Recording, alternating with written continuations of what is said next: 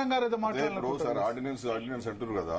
ఇప్పుడు state of Bombay versus FN Balsara 1951 లో supreme court ఇచ్చినటువంటి ధర్మాసనం ఏం చెప్పిందంటే, a law must be tested by its true nature and character, its pith and substance determine its validity. ఎందుకంటే pith and substance విషయంలో ఉద్దేశము లక్ష్యము రెండు ఒకటే అయినప్పుడు దాన్ని మేము యాక్సెప్ట్ చేయమని చెప్పి సుప్రీంకోర్టు ధర్మాసనం 1951 చెప్పింది. ఇది ఇప్పుడు ప్రధానికి ఇదే ఈ బల్సారా కేసులో తీసుకుంటారు. కాబట్టి మీరు అక్కడికి బిల్లులను ఎట్లా పంపించారు, మొత్తం లోకల్ బాడీస్ లో 42% కావాలని బిల్స్ పంపించారు. ఇక్కడ ఏం చేస్తున్నారు, మీకు ఏదో హైకోర్టు చెప్పిందని చెప్పేసి పంచాయతీరాజ్ యాక్ట్ లో అక్కడి వరకే దాన్ని ఏది 50% మేము ఎత్తేస్తాము, 285A చేస్తామని చెప్పి మీరు చెప్తున్నారు. ఎట్లా చేస్తారు? అల్టిమేట్ గా 42% అనేటువంటిది పిత్ అండ్ సబ్స్టాన్స్ పరిధిలోకి వస్తుంది కదా. కాబట్టి ఇంత ప్రాథమికమైన అంశాలు ఇక్కడ నాకు ఎంత బాధ అవుతుంది అంటే, అడ్వకేట్ జనరల్ గారు ఏం చెప్తున్నారు, లా సెక్రటరీస్ ఏం చెప్తున్నారు, ఇప్పుడు గౌరవనీయులైనటువంటి సుదర్శన్ రెడ్డి గారిని వేసారు కదా, మరి వారు నన్ను అడుగుతున్నారా లేదా? ప్రాథమికమైన అంశాలండి, ప్రాథమిక అంశాలలో వీళ్ళు ఫెయిల్ అవుతున్నారు. ఇది ఎట్లయితే చెప్పండి.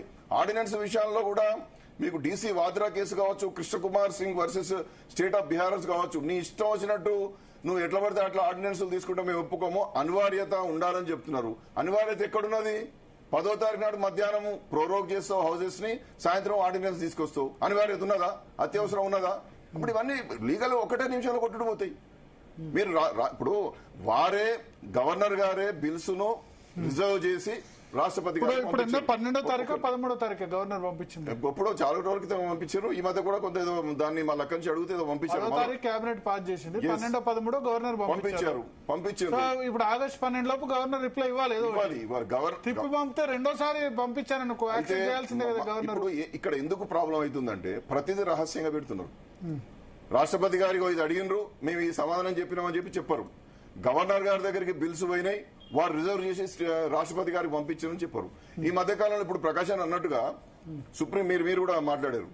ఏది తమిళనాడు విషయంలో సుప్రీంకోర్టు రాజ్యాంగ ధర్మాసనం ఒక తీర్పు ఇచ్చింది. ఏంటి, 1 నెలలో గవర్నర్ గారు, 3 నెలల్లో రాష్ట్రపతి గారు గనుక తిప్పి పంపడమో రిజెక్ట్ చేయడమో ఏదో ఒకటి చేయకపోతే డీమ్డ్ అసెంట్ అనేటువంటి విషయం చెప్పినారు. మరి ఆ డీమ్డ్ అసెంట్ విషయంలోనైనా ఈ రాష్ట్ర ప్రభుత్వం ఏమైనా పనిచేసిందా? ఈ మధ్య కాలంలో రాష్ట్రపతి గారు ఏం చేసినారు, మీరు మమ్మల్ని, మా దగ్గర కొన్ని వివాదాస్పదం ఉంటాయి, కొన్ని ఇబ్బందికరంగా ఉంటాయి, మాకు టైం లైన్ ఎట్లా పెడతారు, కంప్లీట్ న్యాచురల్ జస్టిస్ కింద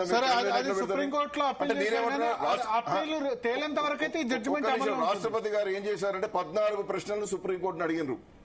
ఈ ప్రశ్నల మీద వాళ్ళ కాన్స్టిట్యూషనల్ బెంచ్ చేశారు. కాబట్టి రాష్ట్రపతి గారి దగ్గర బిల్లులు రావాల్సిన అవసరం లేదు, రాదు, ఇవ్వరు.